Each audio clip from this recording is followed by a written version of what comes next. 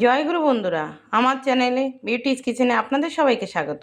আজকে আমি আপনাদের রান্না করে দেখাবো কই মাছ দিয়ে ফুলকপি আলুর তরকারি। আমি আগের দিন দেখিয়েছিলাম কাতলা মাছ দিয়ে, আজকে কই মাছ দিয়ে ফুলকপি আলুর তরকারি রান্না করে দেখাবো।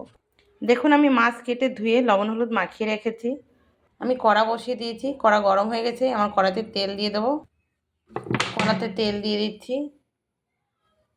আমি একটু মাছটাকে ভেজে নেব। এবার মাছ দিয়ে দেবো আমি। তেল গরম হয়ে গেছে, দেখুন তেল গরম হয়েছে, দেখুন তেল থেকে ধোয়া বেরোচ্ছে। আমি মাছ দিয়ে দেবো, লবণ হলুদ মাখানো মাছ। মাছটাকে আমি একটু ভেজে নেব।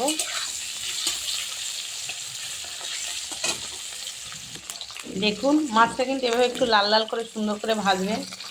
দেখেছেন কি সুন্দর? এভাবে আমার এক পিঠ হয়ে গেছে। আমি উল্টিয়ে দিয়েছি মাছটা। দেখুন বন্ধুরা, আমি এখানে ফুলকপি কেটেছি।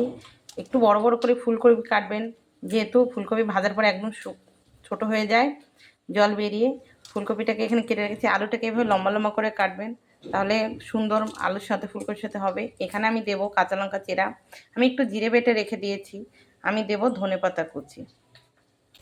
আমার মাছ ভাজা হয়ে গেছে, আমি মাছ ভাজা নামিয়ে নেব। মাছ ভাজা নামিয়ে নিয়েছি। কড়াইতে এবার আমি আলুটাকে ভেজে নেব। দেখুন বন্ধুরা, আমার আলু ভাজা হয়ে গেছে। আমি আলুটাকে নামিয়ে নিয়ে এবার ফুলকপি দিয়ে দেবো। আলু নামিয়েছি, এবার ফুলকপি দিয়ে দিচ্ছি।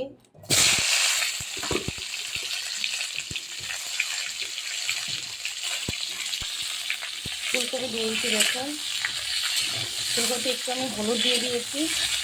তেলে যে হলুদ ছিল সেই হলুদ তেলেই ভাজা হয়ে গেছে, মানে হলুদ হলুদ হয়ে গেছে। দেখুন দেখুন ফুলকপিও এক পিঠ হয়ে এসছে। দেখুন আমি একটু নেড়ে ছেড়ে দেবো। হয়ে এসছে সবে। ফুলকপি কত কমে এসছে দেখুন। দেখুন আমরা ফুলকপি হয়ে গেছে। আমি ফুলকপি এই যে নামিয়ে নিচ্ছি। দেখুন কত কম। দেখুন কড়াইতে তেল আছে, আমি এই তেলেই ফোড়ন দিয়ে দেবো। আমি এক ফোড়নে ফুলকপি আলুর তরকারি বসিয়ে দেবো। আমি এবার ফোড়ন দেব। তেজপাতা, শুকনো লঙ্কা দিয়ে দেবো, জিরে, সাদা জিরে ফোড়ন দিতে হবে। এটাকে একটু নেড়ে চেড়ে জিরেটা একটু লাল লাল হবে, শুকনো লঙ্কাও লাল হয়ে যাবে, আমি দিয়ে দেবো সবজিটা ঢেলে। জিরে, তেজপাতা, লঙ্কা লাল হয়ে গেছে। এবার আমি সবজি ঢেলে দেবো। আলু ফুলকপি একসঙ্গে দিয়ে দেবো ভেজে রাখা। নেড়ে চেড়ে আমি দিয়ে দেবো লবণ, দিয়ে দেবো হলুদ। এটাকে নেড়ে চেড়ে সুন্দর করে একটু নাড়াচাড়া করে আমি তারপরে জল দিয়ে দেবো। যেহেতু ভাজা ফুলকপি, ভাজা আলু, আমি এবার দিয়ে দেবো আন্দাজ মতন জল। যতটা আপনারা ঝোল রাখবেন সেই হিসাবে জল দেবেন।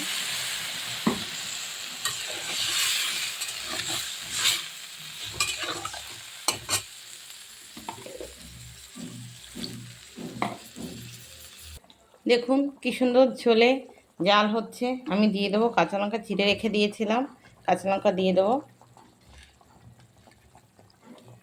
দিয়ে দেবো জিরে বাটাটা বেটে রেখেছিলাম, জিরে বাটা দিয়ে নেড়ে চেড়ে আমি ঝোলে মিশিয়ে দেবো সুন্দর। এবার ঝোলে জাল হবে। আমি একটু কালার হওয়ার জন্য দেখুন কাশ্মীরি গুঁড়ো লঙ্কা দিয়ে দেবো, একটু একটু দিয়ে দেবো, কালারটা হবে, দেখতে ভালো লাগবে। কাঁচা লঙ্কা তো সাদা সাদা হয়। বন্ধুরা, আমার তরকারি কিন্তু হয়ে আসছে। আর আপনারা এভাবে কিন্তু একটা দুটো আলু এভাবে ভেঙে দেবেন, তরকারিটা একটু ঘন হবে। আলুটা যদি একটু ঘেটে দেন তাহলে তরকারিটা যে পাতলা ঝোল থাকে সেটাই যে এইভাবে ঘেটে দিলে সুন্দর তরকারি ঘন হয়ে আসে, দেখতেও ভালো লাগে, খেতেও ভালো লাগে। আমি এবার ভেজে রাখা মাছ দিয়ে দেবো, দিয়ে নেড়ে চেড়ে সুন্দর এবার মাছ ঝোল একসঙ্গে জাল হবে। আমি এবার দিয়ে দেবো ধনেপাতা কুচি। ধনেপাতা যে কুচিয়ে রেখেছিলাম, ধনেপাতা কুচিটা দিয়ে দেবো। ঝোলে সুন্দর করে। দেখুন এভাবে ধনেপাতা কুচিটা নামানোর কিছু সময় আগে দেবেন, একটু জাল হবে।